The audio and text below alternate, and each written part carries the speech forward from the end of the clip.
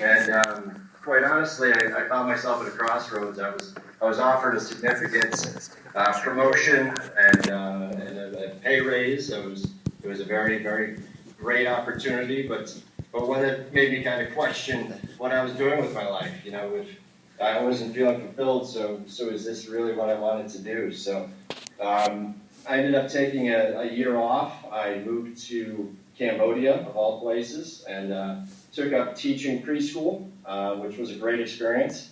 And while I was over there, I was kind of exposed to, you know, the first time being in really a developing country, quote unquote. So while I was there, I worked with a lot of street children, which was you know, very meaningful to me, and kind of came to the realization that I needed to put my communication skills to work in kind of the development space, or at least in some space that provided me with the sense that I was kind of giving back to the world and doing something positive with my life. So that led to me moving to India in my current position.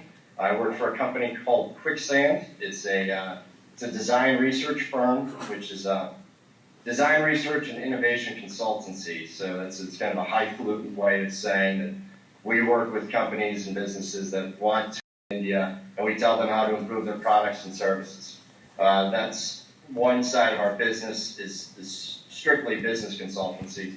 The other side that I work on is social innovation. That's working on social development projects, most specifically in sanitation. So, excuse me.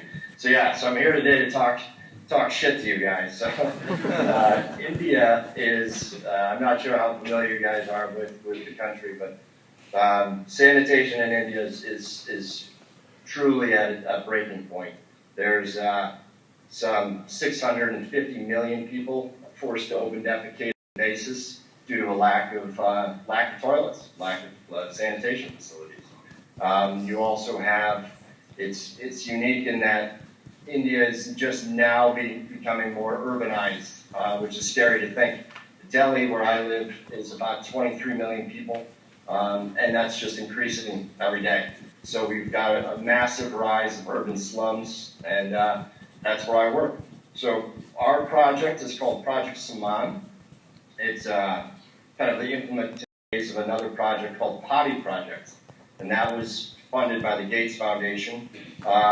Gates is very heavily involved in sanitation, so they asked us to kind of go out into the urban slums and just see what the sanitation situation is like. Are there toilets? If there are, why aren't people using them?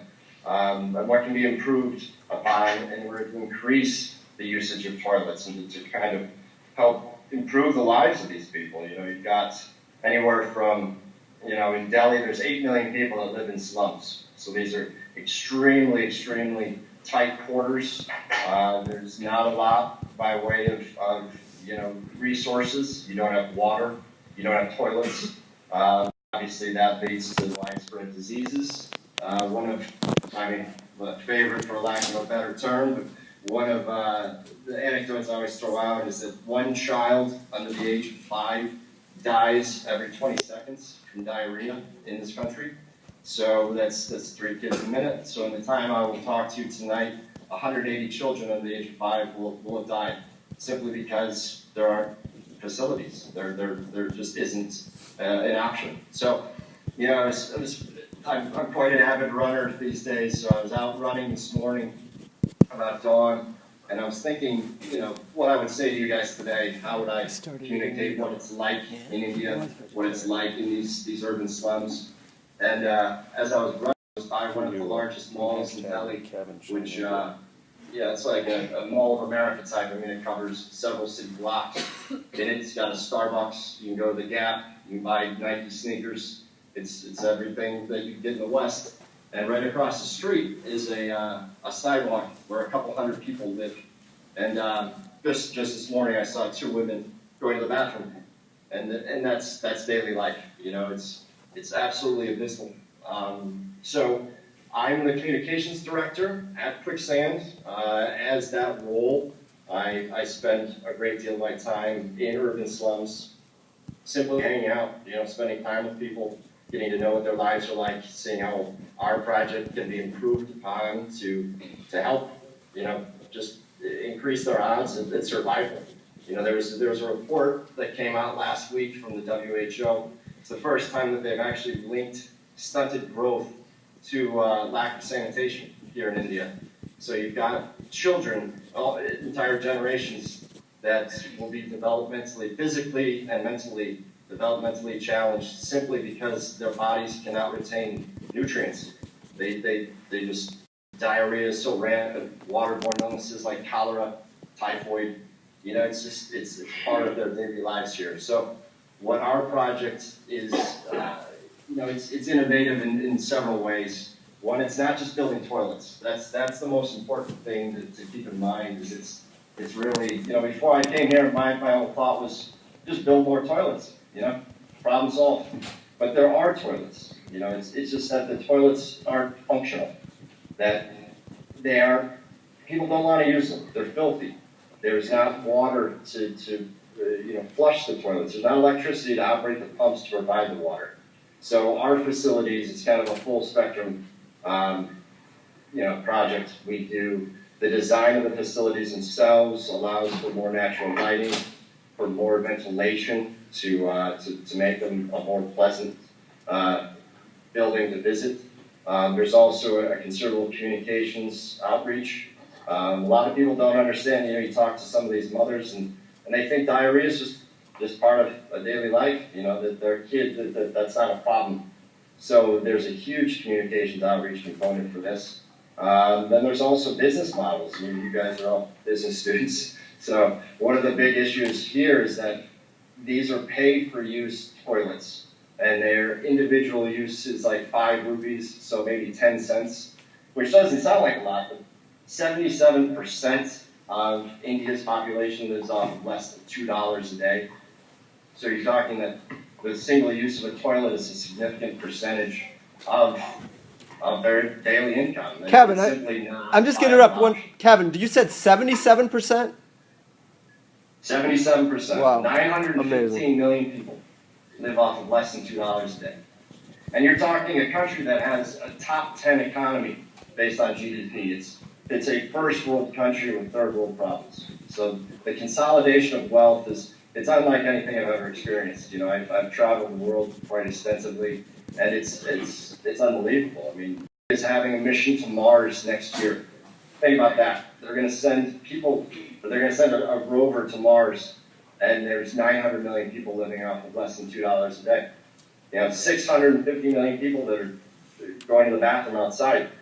It's stark, and the socioeconomic juxtapositions are innumerable. You know, you go down and you see somebody driving a Bentley next to a kid who's begging on the street. Another interesting fact is India just came out on the Global Slavery Index as the #1 country in the world for slaves. 14 million slaves. Number 2 is China with 2 million. You know, it's absolutely staggering, the situation in India. So I don't know if people have visited India. I don't know if anyone in the rooms are from India. I certainly don't mean to back, but it's the ground reality. That's how life is here. And you know, if you were to draw a Venn diagram of all the social issues, sanitation would be in every circle. It would overlap everything. You have, you know, crimes against women, violent crimes. You know, I'm sure a lot of you have probably read last Christmas, there was a Delhi rape case in which a woman was murdered. She was raped and murdered. And thankfully, the perpetrators have just been sentenced to death. But that's commonplace here. And if you look at how does that relate to sanitation, well, women, they tend to go to the fields at night because they don't want, you know, to maintain some sense of dignity. And these predators just wait. So these children are facing violent crimes. Women are facing violent crimes. Women are you know, urinary tract infections and kidney issues because they hold it all day. They don't want to go to the bathroom because it's shameful, you know. And the other thing is, if you're a tourist and you come to this country, and this is very, very small potatoes in the grand scheme of things, but if you go to the train stations, if you take a train, which I do quite regularly, that the train tracks is the #1 toilet in this country. So much so that the rails have to be replaced every few years because the urine and the feces erodes the tracks. You know, as you're traveling from city to city, you can smell the next train station miles away. You know when it's coming because it smells. You can smell the excrement. It's unbelievable. So our project, it's based in these eastern cities, Bhubaneswar and Cuttack. They have the dubious distinction of having some of the highest concentration of slums in any urban center in India. About 40% of their population lives in slums. And thankfully, one of the local politicians is a very forward-thinking guy and heard about this project and sought us out. So we're going to build 119 of these facilities. They have everything from, some of them are simple toilets, some have showers, some have hand washing stations and clothes washing stations. They have children's toilets, which you don't see anywhere else. If you go into a slum, the first thing you encounter and the worst thing you encounter are the children going to the bathroom in open sewers, in the drains, or on the sidewalks outside their homes because their parents don't let them to wander too far. So we're kind of designing for all of that, and the beauty of my our kind of our bread and butter is user experience design. So embedded ethnographic research. We go into the communities. I've done slum homestays where I've literally stayed in the slums for a few days with families, just talking to them, saying, what do you want out of life? If you could have a sanitation facility, what would it look like? You know, some of these have been kind of cute anecdotes. You know, asked one family, one child, well, what would you like your toilet to look like? And he said, the Taj Mahal. so some of these, it's touching and it's cute, but in the you got to take a step back a lot of times too and say, oh my God, a lot of the children I've met are young. You know, you go into the slums and there are children everywhere. You know, so it's a morbid thought, but it's one that kind of keeps me motivated. And that, a lot of the kids that I've seen, that they're at risk. They're legitimately at risk of death simply because there aren't toilets. You know, it's staggering to even think of. But further to that, it's not just the slums. You know, it's also it's just the mindset that people have here. It's a very accepting culture. People don't, and it's very accepting, but it's very apathetic as well. You know, if your family has a nice house and a toilet, who cares what your neighbor's got? You know, and there's also, I had a very interesting conversation with one of my colleagues. I'm one of the only Westerners. I am the only Westerner in my company now, and one of the only Westerners on the project. And he said, what you Ferengis, what you foreigners don't understand is that time here is not linear. There isn't this notion of cause and effect. There is no free will. It's everything's cyclical. So right now it's a bad cycle, but at some point it'll be better. So it's not just providing the research, providing the education to kind of just impart that wisdom to people. To say, listen, that's not the case. You can't keep staying the course. Things are bad. Things are really bad now, and they're just getting worse by the day. So again, what our facilities are trying to do is provide that resource that people will actually want to use, and it's something that will be functional going forward. God love them, but there's a lot of NGOs, a lot of organizations that are willing to put up the money to build these facilities, but they build them, they get their nice picture in the paper, they hand it off to the community, and then they walk away, and 6 months later or 3 months later, the facility's broken and people are back to open up the gate. So there's part of our project is working with the local governments to establish a help desk so that these communities, if there is a problem, if they need a plumber, if they need an electrician, if they need anything, they can call their local municipal corporations and say, listen, there's an issue here, you got to come out and do this. And the municipal corporations are contractually beholden to that, so they need to respond, they need to be there. So it's a very, very challenging project. There's a lot of stakeholders in it. There's a huge research component to this. So what was kind of key for us is not just to build something else, something more, but something better. And so we kind of brought on this research organization called JPAL. It's the Jamil Abdul Latif Poverty Action Lab. They're world-renowned for their random control trials, so they're working with us to do a kind of a 3-year research study on the facilities to see what their effectiveness is, to see what interventions we've applied are working, and that way we can roll this out into more cities. And that's the root.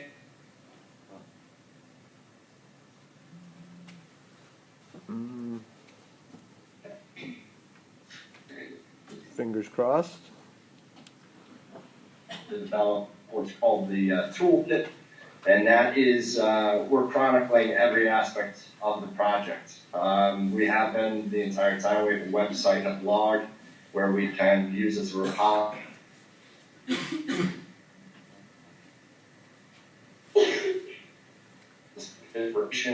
Government, anyone worldwide can take all of it from all what we did with communications interventions to Kevin? blueprints to the facilities themselves. It's free. Kevin, can I just interrupt? We lost you for a little bit. I know what you're talking about, but because we talked about it here, just about the open source side again, could you do that over again for people? Sure. Yeah, I probably should have prefaced this with, India is one of the tech capitals of the world. The internet access is abysmal. So you might lose me more than once. The toolkit is an open source repository of everything on the project. So right down to the blueprints, to everything that we've tried along the way, we're going to make available for free to anyone. So it'll be a web-based platform as well as a print book. I've been working on it for the last 6 months, and hopefully we'll have that thing done and out by next September. But yeah, it's quite interesting. There's in the social innovation space, there's this huge call for scalability. So it's not just, hey, if we build one toilet that works in one community, great for that community, but what will that mean for the world? Do we have to keep reinventing the wheel every time we encounter another slum? And the answer to that is no. And this toolkit is part of that. If this thing works, if what we've worked and we've spent the last few years working, why wouldn't we make it with people? It's unlike any other business. It's not like we're in vacations and there's competition. It's truly a collaborative atmosphere.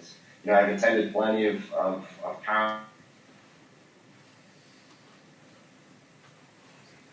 people that are invested and want to make some impact in people's lives, and I think the risk of sounding too cheesy, whatever. It's what I've been looking for in my career.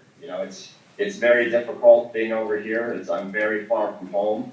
I'm seeing my mom for the first time in several months, and it's hard. But at the end of the day, I can look at what I'm doing on a daily basis and say, I'm actually making a difference. I'm actually helping someone, hopefully.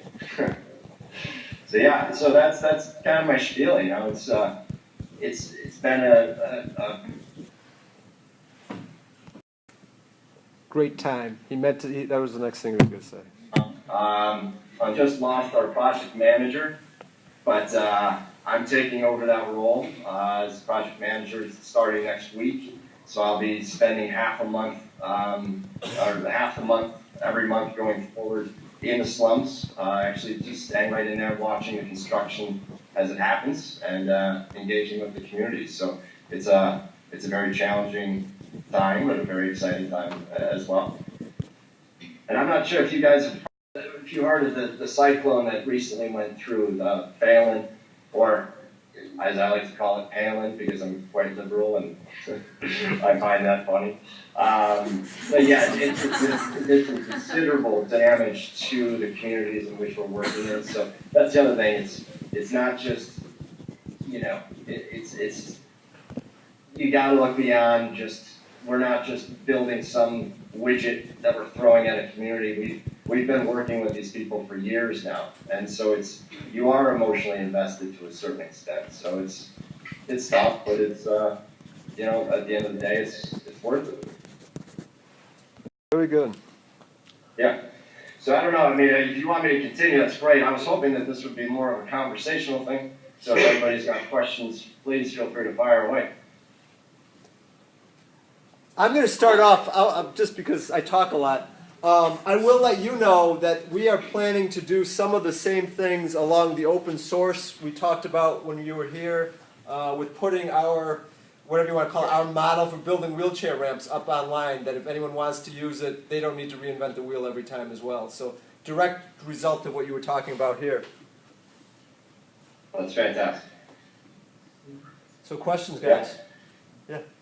How long do you plan on staying in India and working on this project? That's a very good question. Initially, the grant was supposed to have already come to an end. You know, initially the grant was 20 months. We've encountered a whole lot of problems along the way.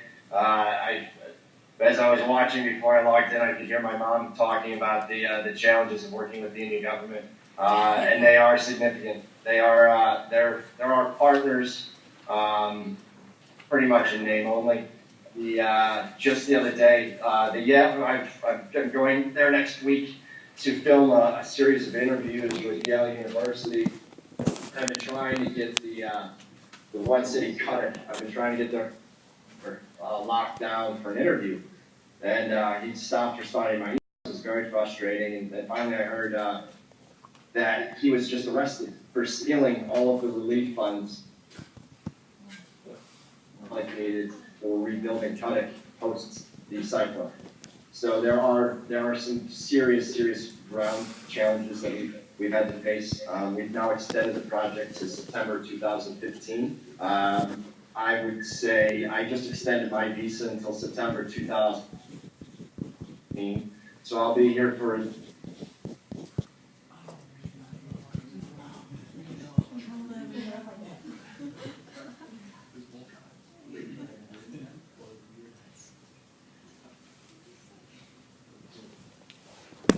Can't hear you, Kevin.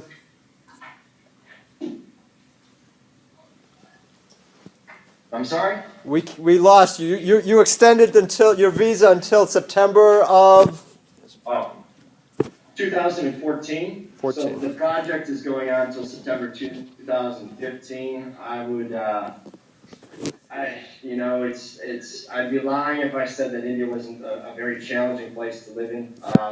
Again, I've been to nearly 40 countries in my life, and India is by far and away my least favorite. So the last 2 years has been kind of an exercise in patience and diligence. So another year would be fantastic. But who knows? We talked about that already. Where the project's at. I don't want to just abandon it. I don't want to disengage if it's not the right time. So if I stayed 2015, it wouldn't be a total loss.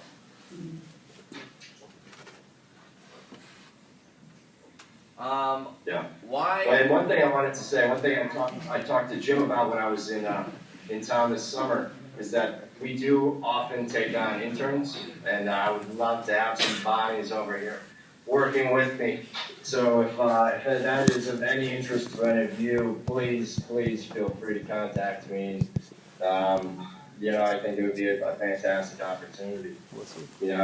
One thing that I have to stress, and not to be preachy or to go into commencement address mode or anything, but if in my mind I haven't graduated college yet. The fact that I'm 36 years old freaks me out. So it's one of those things, as you're facing graduation, as you're thinking about what you want to do with your future, don't fall into the trap that I did. As soon as I graduated, I just want to get out of town. I just wanted to get out and start my life, and I kind of ambled around to different jobs, not necessarily because I wanted them, but because I needed them. So if there's anything, if you find what you're passionate about, find what ask yourself some hard questions and see what you need to be happy, what you need to feel fulfilled. Take it from me, I left a job that was paying me a couple $100,000 a year, but it didn't mean anything to me.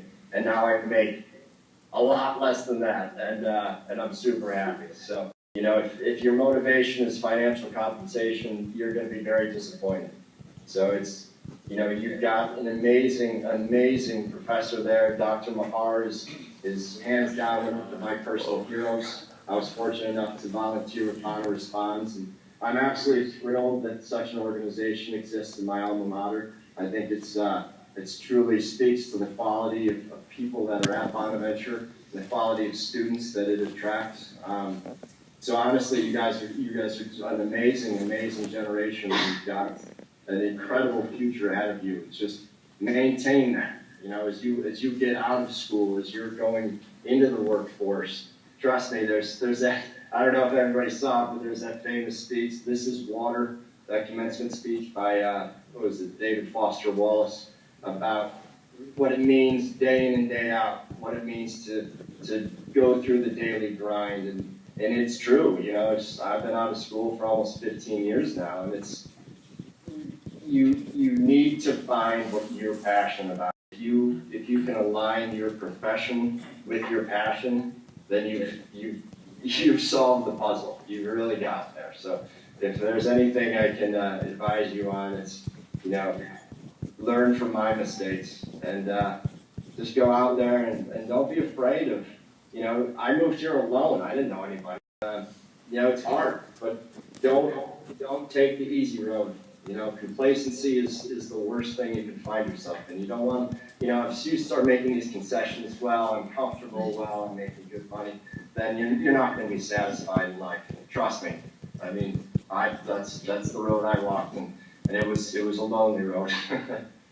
So, and I thoroughly enjoy being over here. I thoroughly enjoy being challenged, and and on a daily basis, it's a struggle, but it means something to me to actually do it and do it well.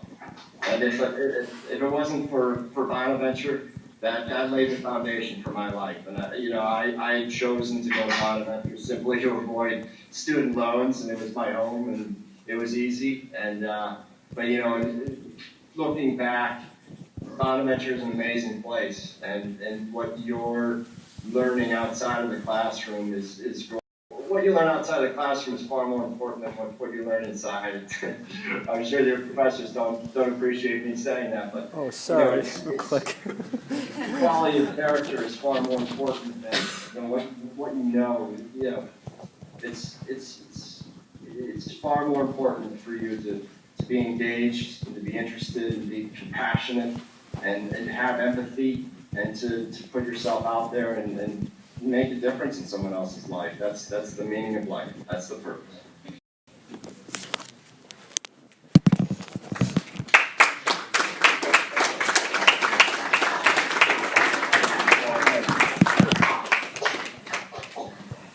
Any questions? Well, my family did a wonderful job as well, raising it. So. Oh, yes. Yeah. But listen, hey, I'm here, so if you guys have any questions, and even if something, if something comes up after the fact and then you want to shoot me an email, I am more than willing to respond. If you want to email, great. If you want to Skype, if you want to talk to me on the phone, I am totally available for anything for any Bonaventure student at any point. So you can get hold of me. I'll give you his contact information if you want that. So. Kevin, thanks so much. Really appreciate it. Just one, and I know we have to hurry up, but just one thing I thought was really cool when you were here, you were mentioning how you never know what you could end up doing and how all your class, I want to at least have people think classes are important at some level. So could you just hit that real fast? Absolutely. Well, I think, we were talking, it's just serendipitous, it's always seek out a conversation. If you see somebody, just be curious. It's one of those things that it's a shame that most people, as you grow older, you lose that kind of that childhood wonder and the magic of just curiosity. And you need to maintain and embrace. It's even if it's rather than doing a group project with your buddies, reach out to that person you've never hung out with before, or you go out and do something that maybe it doesn't, you think it's not going to be interesting. And there's nothing I've ever tried that I've been disappointed in. It's the opportunities that I have not taken advantage of that I regret. So it's, you know, hey, it hasn't been an easy road for me, and I've certainly stumbled along the way. But just that willingness to put yourself out there, you have no idea. You got living in India working on a sanitation project with a bunch of strangers. All right. Well, thanks so much, Kevin. Really appreciate it. And if Bond Response can work with you, I know we talked earlier. I think that would be a great thing to do at somehow, some way. I don't know. But don't be surprised. I know in a few days here we'll be having some people in from Pune University. So who knows? Bond Response could end up over there with you at any point. Fantastic. And hey, just before you go, let me just plug Bond Response. If you guys haven't volunteered with Jim, do it. Even if it's just once. Jim Mahar is one of the most amazing people I've ever met. And Bond Response does some incredible work. Even if it's not, internationally great, nationally even better, locally phenomenal. So if you've got a free Sunday, just jump on that Bond Response bandwagon. We're doing stuff Saturday, most Saturdays too. So Saturday, even better. Yeah. Even better. You don't have to miss football. It's great. It's the Bills. You want to miss them. Yeah. So Bills. All right. Thanks, Kevin. I'm going to leave you on if you want to talk to your mom. No, that's okay. Are you sure? I'll talk to him later. Yeah, talk to you later, Kev. Talk to you later, Mom. I love you. All right. Thanks, Kevin. Thank you. Thank you so much, Bond Adventure. Go Bonnies. Thanks. Guys, this weekend, just so you know, Saturday we're going to the SPCA and doing a roofing job. Sunday, ramp and roofing job. So come on out. Thanks for coming today. Saturday 10:30, Sunday 11. Well, except for this part. What part?